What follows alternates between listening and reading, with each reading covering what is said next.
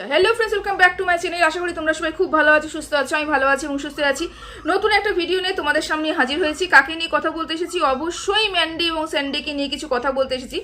গতকালে একটা ভিডিও করেছিলাম, সেটা আমি কারোর ভিডিও না দেখে ভিডিওটা করেছিলাম এবং দু একজনের কমেন্ট নিয়ে কথা বলেছিলাম এবং ম্যান্ডির ভিডিও দেখে আমি যেটা বুঝেছিলাম সেটা নিয়ে আমার কিছু বক্তব্য ছিল, সেটা নিয়ে আমি বলেছিলাম। তবে আমার ভিডিওটা পোস্ট করার পরে আমি দেখতে পেলাম সুতপা একটা ভিডিও ছেড়েছে, সেখানে স্যান্ডির কোনো ভিডিও সংক্রান্ত কথা বলছে। আমি গিয়ে খুঁজেছি, আমি কিন্তু ভিডিওটা পাইনি এবং ভিডিওটা কেন পেলাম না সেটা আমি বুঝলাম যে হয়তো ভিডিওটা প্রাইভেট হয়েছে, ভিডিওটা আনলিস্টেড হয়েছে, কিছু একটা হয়েছে। এবং কেন হয়েছে দেখো, এখানে অনেকগুলো কারণ হতে পারে। কি সুন্দর পাখি ডাকছে, দেখো আওয়াজটা কি সুন্দর।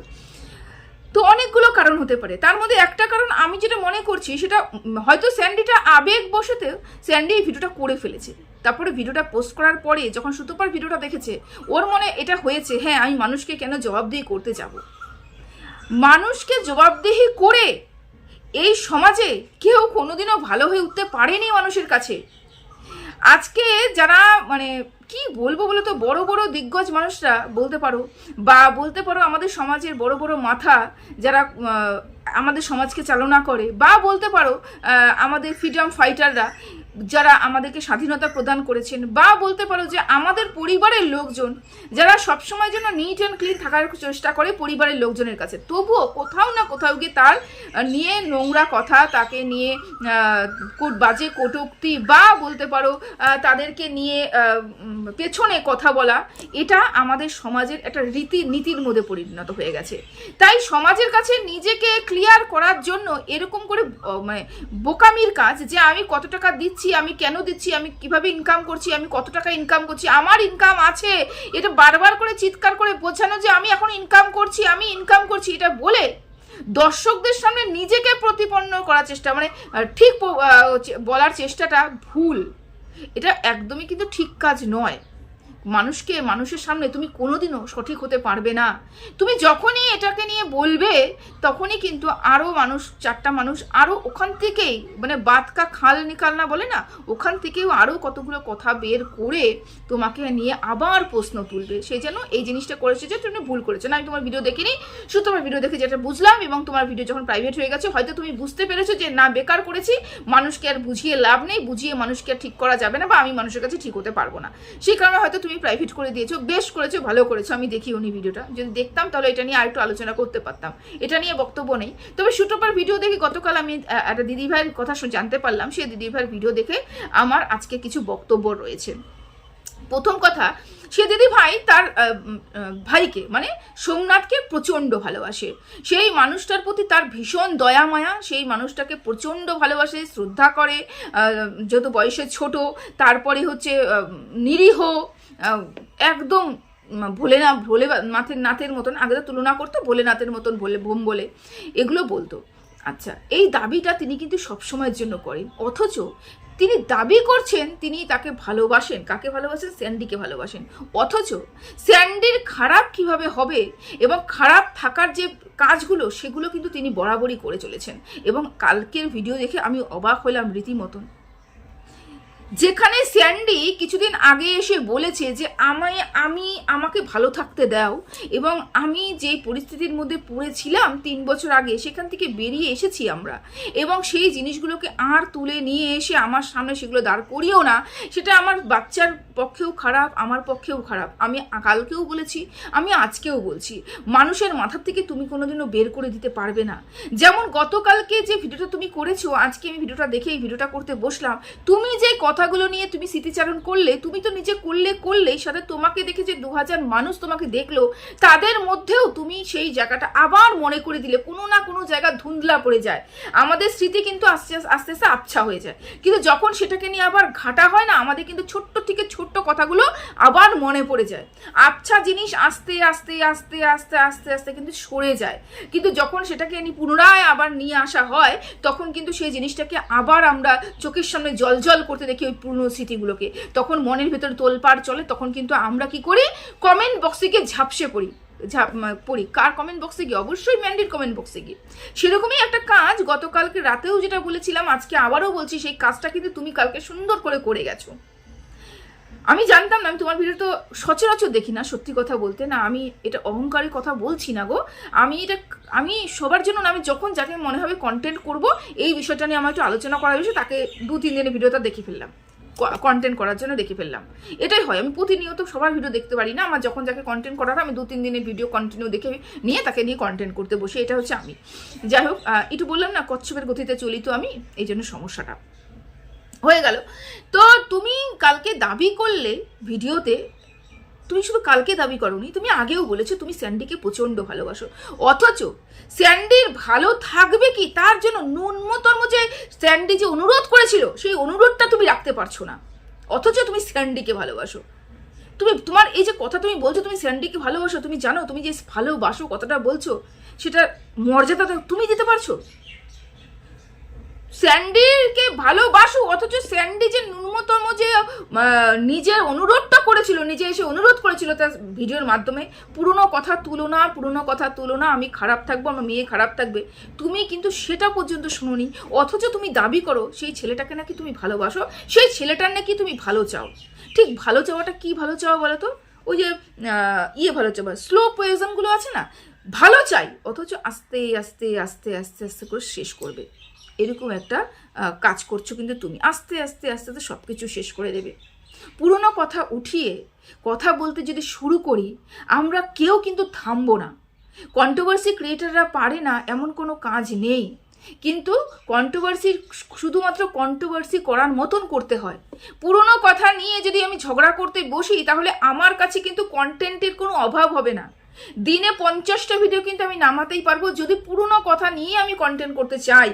এমন অনেক বড় বড় কন্টেন্ট ক্রিয়েটারদের কাছে এমন অনেক পুরনো কালু কার্তুত লুকিয়ে আছে না, কালি কার্তুত লুকিয়ে আছে না, সেটাকে নিয়ে যদি প্রতিনিয়ত আমি কবজাতে বসি, প্রতিনিয়ত আমার প্রচুর ভিডিও আসবে, কিন্তু সেটাকে কন্ট্রোভার্সি বলে না তো, শত্রুতামি বলে, নোংরামি বলে, যেটা তুমি কতকাল করেছো। কি বলেছে ম্যান্ডি বলেছে আপন তো আপনই হয়, পর তো পরই হয়। আচ্ছা, এই কথাটা কি ম্যান্ডির জীবনে প্রথম বললো, নাকি তুমি প্রথম শুনলে আপন আপন হয় পর পর হয়? আমরা প্রতিনিয়ত এটা বলে থাকি, আপন আপনই হয় পর পরই হয়। প্রত্যেকটা মানুষ কোনো না কোনো দিন কোনো না কোনো সময় বলেছে, বিপদে পড়ে যখন আপনরা তার পাশে এসে দাঁড়িয়েছে তখন বলেছে আপন আপনই হয় পর পরই হয়। তো ম্যান্ডি বলে নিশ্চয়ই মহাভারত কোনো অশুদ্ধ করেনি যে আপন আপনই হয় পর পরই হয়। এটা তো বলে ও এটা বোঝানোর চেষ্টা করলো ওর পুরো পরিবার ওর সাথে রয়েছে, ওর পুরো পরিবারকে ভালোবাসা দিচ্ছে, ওর পরিবার ওকে ভালোবাসা দিচ্ছে, ওরা সুখে রয়েছে। এই জায়গাটাকে নিয়ে তোমরা কেন কন্ট্রোভার্সি করতে পারো না? এই যখনই বললো আপন আপন হয় পর পর হয়, তখন কেন ওই কথাটার উপরে ভিত্তি করে তোমাদের মনে হলো যে ম্যান্ডি তুমি তাহলে 3 বছর আগে কোথায় ছিলে যখন তুমি তোমার পরিবারকে বিক্রি করে তুমি টাকা ইনকাম করছো? কেন এই কথাটা বলতে হচ্ছে তোমাদের? কেন 3 বছর আগেকার কথা টেনে নিয়ে এসে তোমাদের ভিডিও করতে হচ্ছে? কেন বলতে পারছো না হ্যাঁ ম্যান্ডি আপন আপনই হয় পর পরই হয়? এবং এটা তুমি বুঝেছো, এটাই অনেক বড়। এটার উপরেও কিন্তু ভিত্তি করে বুদ্ধি দিয়ে সুন্দর কন্ট্রোভার্সি করা যায়, পেছনের কথা না টেনে। তুমি এটা বলতে পারো না, তুই বলেছিস সেই কারণে আমি বলেছি। এরকম অনেক ভুল মানুষের জীবনে অনেকভাবে করে থাকে, সেই ভুলটার জন্য তাকে আমরা বারবার শাস্তি দিতে পারি না, প্রতিনিয়ত শাস্তি দিতে পারি না, প্রতিনিয়ত তাকে জ্বালাতে পারি না।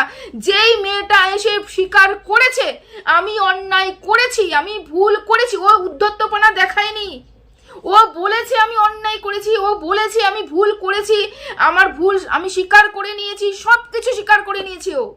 তারপরেও সেই মেয়েটা যখন জনসমক্ষে এসে অন্যায় স্বীকার করেছে, ভুল স্বীকার করেছে, তারপরে সুখের সংসার করছে, তারপরেও তোমাদের এই বক্তব্য যে তুই কি করেছিলিস কিভাবে ভুলে যাব।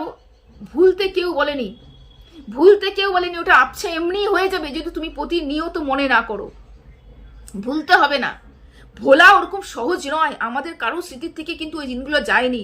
আমরা কি করেছি বলো তো, আমরা ঠিক ওই জায়গাটা তালা মেরে দিয়েছি, চাবি দিয়ে ওই স্মৃতিটাকে আর খুলবো না, কারণ ওটা খুললে পরে আমার দ্বারা অন্য একটা মানুষের আঘাত হবে, কষ্ট পাবে, সেই কারণে ওই জায়গাটা তালা মেরে দিয়েছি। কেন তোমরা তালা মারতে পারছো না? সেই স্মৃতিটাকে মনে না করলেই তো হয়।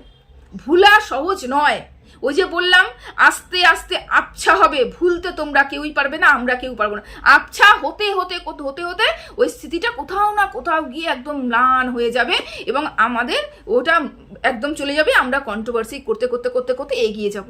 কিন্তু তোমরা কি করছো বলো তো, যখনই ম্যান্ডি কিছু বলছে পরিবার সম্বন্ধে নিয়ে, পরিবারের লোককে ভালো বলছে কিন্তু পরিবারের লোককে কিন্তু ক্ষতি করছে না, পরিবারের লোকের সম্বন্ধে কিন্তু খারাপ কথা বলছে না। ও বলছে আপন আপন হয়, আমার পরিবারের আমাকে হেল্প করছে, আমার পরিবারের লোক আমাকে, আমার হাজবেন্ড অসুস্থ বাইরে নিয়ে যেতে গিয়ে সাহায্য করছে, সমস্ত কিছু বলছে।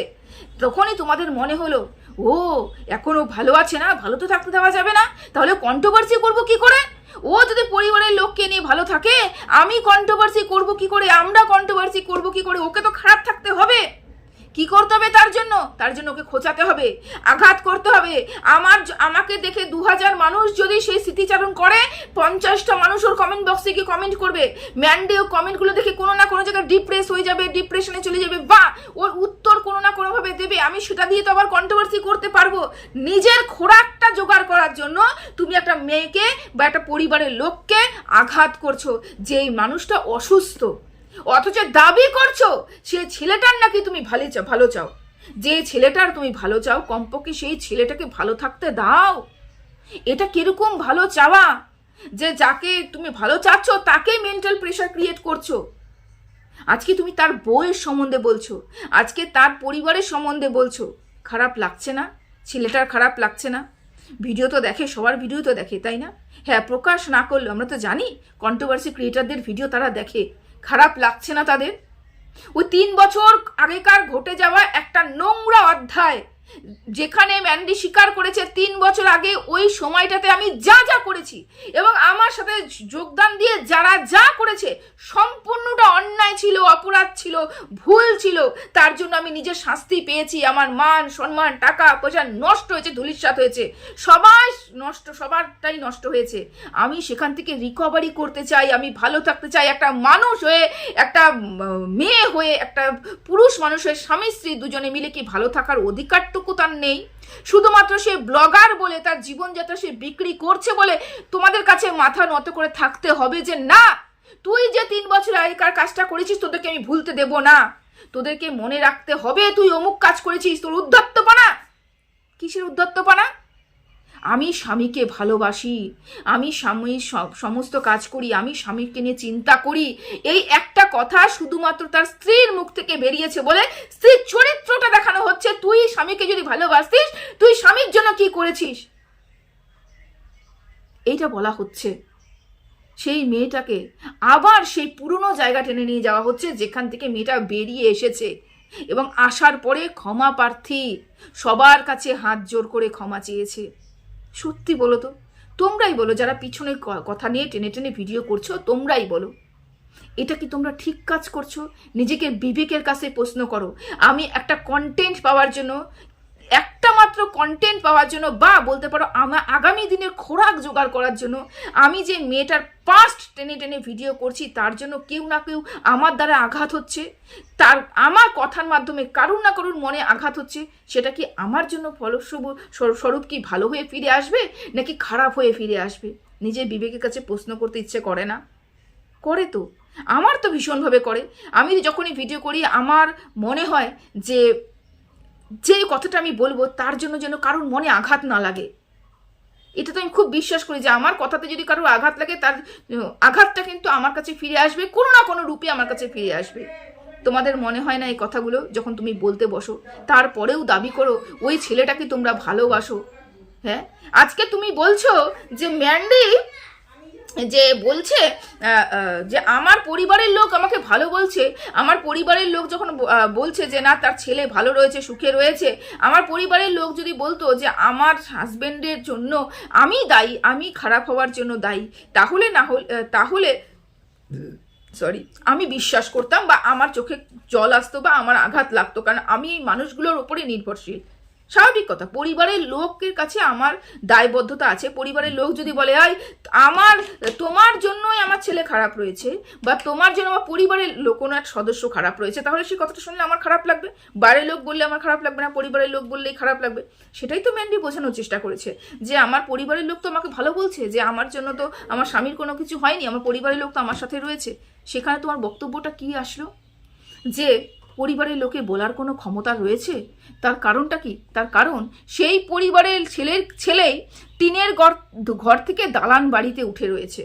তাহলে সেই পরিবারের লোকের বলার ক্ষমতাটা কি রয়েছে? সত্যি কথা বলে তো তুমি ঠিক কী বোঝাতে চাইলে?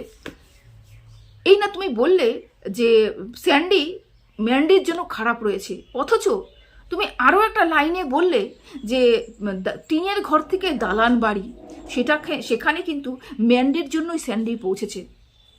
তাহলে একবার খারাপ বললে এবং একবার ঘুরিয়ে ভালো বললে। তুমি ঠিক কি বোঝাতে চাইলে? যে ম্যান্ডির জন্য স্যান্ডি খারাপ রয়েছে, নাকি ম্যান্ডির জন্য স্যান্ডি ভালো রয়েছে? একটা খারাপ ঘর থেকে, একটা টিনের ঘরের থেকে দালান বাড়ি পৌঁছেছে তার স্ত্রীর কারণে, সেটা তো একটা স্বামীর জন্য অনেক বড় কথা। যে না, আমি কিছু করতে পারিনি সেই সময়টাতে, আমার স্ত্রী সেই জায়গাটা তৈরি করেছে এবং আমি ওই জায়গাটাতে তৈরি হয়ে পৌঁছে গেছি। তা সেটা দেখে যদি তার পরিবারের লোক যদি নাই বলে, তো তোমার কথা হিসেবে পরিবারের লোক নাই বললো যে সেটা দেখে যে না ঠিক আছে আমার ছেলে ভালো রয়েছে, তার মধ্যে পরিবারের লোক জানছে, বুঝছে যে আমার ছেলে ভালো রয়েছে, এবং যে রোগটা হয়েছে সেটা আমার বংশগত রোগ। সুগারও আমাদের পরিবারের বংশগত রোগ। আর ওর লিভারের জন্ডিস হয়েছিল, 3 বার জন্ডিস হয়েছিল, সেটাও ছোটোবেলা জন্ডিস হয়েছিল, সে তখনও ম্যান্ডি ওর জীবনে ছিল না। মানে লিভার সংক্রান্ত সব কিছু, গ্যাস্ট্রিক আলসার সংক্রান্ত সব কিছু, সমস্ত কিছু ম্যান্ডির বিয়ে হওয়ার আগের থেকে স্যান্ডির মধ্যে ছিল। তারপরে এসে এই প্যানক্রাইটিসটা, সেটাও হচ্ছে ও মানে বংশগত, জিনগত। তা সবই যখন ওদের বংশের ধারাই ধারছে স্যান্ডি, তাহলে পরিবারের লোক বিনা কারণে কেন বলবে তার বৌমাকে যে তোমার জন্য আমার ছেলে খারাপ রয়েছে, যেখানে দেখতে পাচ্ছে পরিবারের লোক আমার বৌমার কারণে আমার ছেলে ভালো রয়েছে। এবং এটা তো পরিবারের কাছে ভালো জিনিস যে একটা ছেলে, যেরকম মেয়ে, দেখো আজকে আমার মেয়ে আছে, আমারও মেয়ে আছে, বা আমার বাবা মা আছে, আমি কারো সন্তান, তাই তো?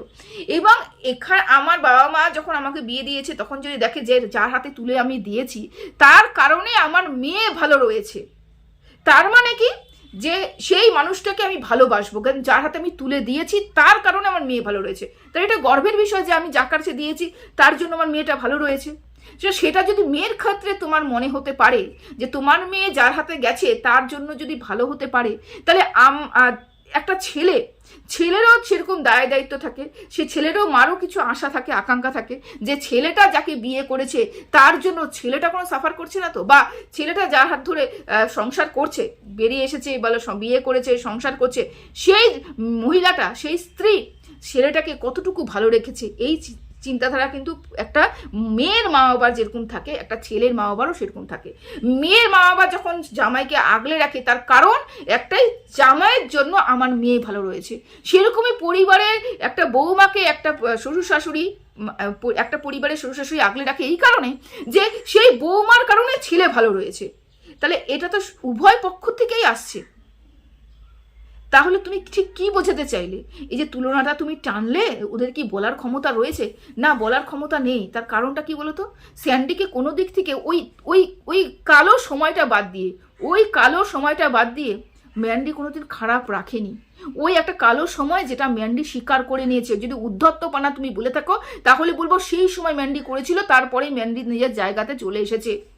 সেই ভুলটাকে যদি আমরা ভুল বলে স্বীকার করে নিই, এবং যেখানে ম্যান্ডিও স্বীকার করে নিয়েছে, এবং সেটাকে যদি আমরা ভুলে যাই, তাহলে কিন্তু ম্যান্ডিকে নিয়ে তোমাদের কন্ট্রোভার্সি হবে না।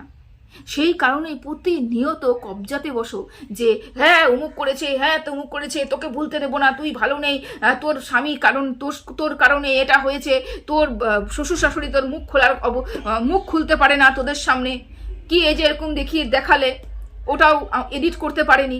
আরে ওই সময় তো সব কিছুই ভুল ম্যান্ডি স্বীকার করেছে, ওই সময় সব কিছু ভুল। আজকে ম্যান্ডি একটা সময় 3 বছর আগে তার ননদ এবং নন্দের সম্বন্ধে কাউকে দিয়ে কিছু বলিয়েছে, এটা ম্যান্ডি ভুল স্বীকার করেছে। ম্যান্ডি একবার বলিয়েছে, তোমাদের মাথায় এখনো পর্যন্ত সেটা ঘুরছে এবং তোমরা প্রতিনিয়ত সেগুলো বলছো, প্রতিনিয়ত সেগুলো মনে করাচ্ছ। ম্যান্ডি তো একবার দোষ করেছে, তোমরা তো প্রতিনিয়ত দোষ করছো। একবার নিজের দিকে তাকাতে ইচ্ছে করে না? আয়নার সামনে দাঁড়িয়ে নিজের দিকে তাকাতে ইচ্ছে করে না? আরে আমিও তো বলছি, ও তো একবার বলে ভুল স্বীকার করে নিয়েছে। আমরা তো ভুল স্বীকার করা দূরেই থাক, আমি প্রতিনিয়ত ভুল করছি। কিভাবে বলো, তাই না? সত্যি কালকে ভিডিওটা দেখি আমি ভীষণ হতাশ যে তুমি আবার সেই পিছনের কথা টানছো, আবার 3 বছর আগেকার কথা টানছো। আবার ম্যান্ডি যখনই এই মুহূর্তে দাঁড়িয়ে একটা সিচুয়েশনের মধ্যে পড়েছে যে এখন ও হাজব্যান্ডকে নিয়ে চেন্নাই যেতে হবে, অসুস্থ, এখন টাকা পয়সার প্রয়োজন রয়েছে, সেখানেও কটাক্ষ করছো, সেখানেও তাকে 3 বছর পুরনো কথা বলে, যেখানে মেন্টাল সাপোর্ট দেওয়ার প্রয়োজন, হ্যাঁ তুমি থাকো, এগুলো করেও তো নেগেটিভ ওয়েতে কন্ট্রোভার্সি করো, তবুও তো এগুলোকে নিয়েও কন্ট্রোভার্সি করা যায়। নেগেটিভ ওয়েতেও কন্ট্রোভার্সি করা যায়, এগুলো নিয়েও কন্ট্রোভার্সি করা যায়। 3 বছর আগেকার কথা বাদ দিয়েও তো নেগেটিভ ওয়েতে কন্ট্রোভার্সি করা যায়। তুমি সেগুলো নিয়ে কন্ট্রোভার্সি করো। হ্যাঁ, ওর টাকা ধার করে কেন ঘরটা করেছে, হ্যাঁ এটা নিয়ে তুমি কন্ট্রোভার্সি করতেই পারো। হ্যাঁ, একটা শখ পূরণ করার জন্য যদি এমার্জেন্সি হতো কোনো টাকা পয়সা, মানে যদি সোনা হতো, যে না সোনা আমাকে কিনতে হবে, সোনার দাম কমে গেছে, সোনা এখন কিনতে হবে, সেখান থেকে আমি কিছু আমার ভবিষ্যতে আমার বিক্রি করলে টাকা পয়সা পাবো, সেটা যদি আমার লোন করে করতে হয়, সেটা নিয়েও কোনো মাথা ব্যথা হয় না। পরের মাসে দিয়ে দিলাম, কেন হয়তো সোনার দামটা পরবর্তীকালে বেড়ে যাবে, এখনই কিনতে হবে, সেটা নিয়ে আমার কোনো মাথা ব্যথা নেই।